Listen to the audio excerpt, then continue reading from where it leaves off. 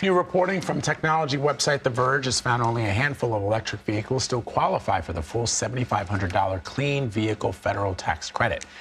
On that list are 5 EVs and 1 plug-in hybrid vehicle. Joining us now for more is Andrew Hawkins. He's a transportation editor at The Verge. Andrew, thanks for joining us. So what was the purpose of introducing the tax credit in the first place? And explain to our viewers why it's becoming more restrictive.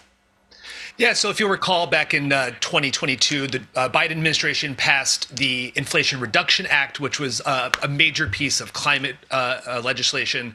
And as part of that legislation, there was an electric vehicle tax credit. The idea was to incentivize car buyers, American car buyers, to buy more battery-powered vehicles. And as part of that legislation, there was several phases that were outlined that were intended to wean American companies, especially the car companies, off of Chinese components. So as part of that, as we saw just now, the second phase is kicked in for January 1st, and that has reduced the list of eligible vehicles significantly from about 43 vehicles to now around 19 vehicles, many of those different versions of the same vehicle. And my analysis shows that only around 5 pure battery electric vehicles still qualify for the full $7,500 electric vehicle tax credit after that phase kicked in. So global politics, does that also play a role in the tax credit eligibility? Yeah, it's a huge component here, and I think it just shows how complex the global supply chain is around car manufacturing.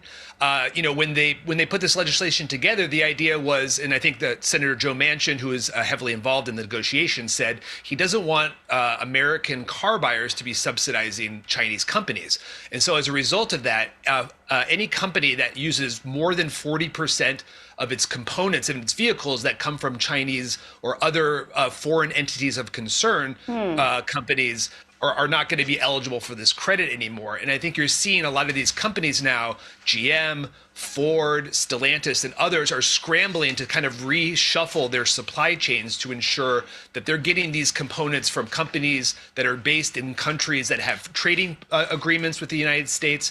And that means that less of those components are going to be coming from China, which obviously is in the crosshairs for many politicians here in the United States. It might explain why, just the previous story, why I've never heard of BYD, because they're not getting a chance to break into the American market probably anytime soon.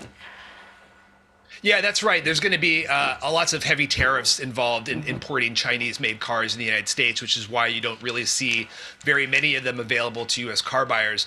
Less of those rules apply in Europe and other countries, but BYD has made enormous strides in selling its cars in its own market as well as Europe and other markets based on the fact that they've been able to sell a variety of different price levels to its customers, many of those far below the prices that we pay here in the United States. So I think that shows how much U.S. car companies, as well as some of those foreign companies that operate here in the United States, have to catch up to China in terms of reducing its prices and releasing more models to customers. So where does the demand for electric vehicles currently stand in the U.S.? Yeah, so it's slowing down. It's dropping a little bit towards the end of the year. It's not as robust as it was at the beginning of 2023. And I think there's a couple of reasons for that. First and foremost is, as I mentioned, prices are still really high for most people. They are significantly more than the average price for a gas-powered vehicle. And also the charging infrastructure really isn't up to snuff, I think, in a lot of people's opinion. And I think that there's a lot more that needs to be done to ensure that people can charge their vehicles when they need to. And I think if those two pieces start to fall into place, you're going to start to see demand pick up. But I think you're also seeing car buyers are more interested in hybrids these days. Hybrid vehicle sales have really exploded towards the end of the year. And a lot of companies are saying that they're going to be really put a priority on hybrid sales in 2024 as American car buyers see that as a more comfortable choice for them. That's really interesting. So if you are in the market for a new EV or a hybrid, you want to take full advantage of whatever, credit programs there are. What are the sort of the top 3 things that you should consider? Well, there's a number of new policies that are in place that I think car buyers might find really attractive to them. First and foremost is that while the list is a lot smaller in terms of the cars that qualify for the tax credit, you can now get that tax credit at the point of sale. You don't have to wait until the following year when you file your tax returns. The car dealership can now provide that discount for you right at the point of sale when you purchase your car.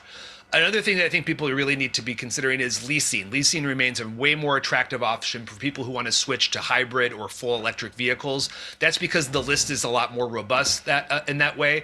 Cars that are not available for the tax credit for purchasing are available if you lease the vehicle. And I think you're seeing a lot of dealers trying to coax their customers towards leasing, which I think is an important thing for a lot of people to consider as well.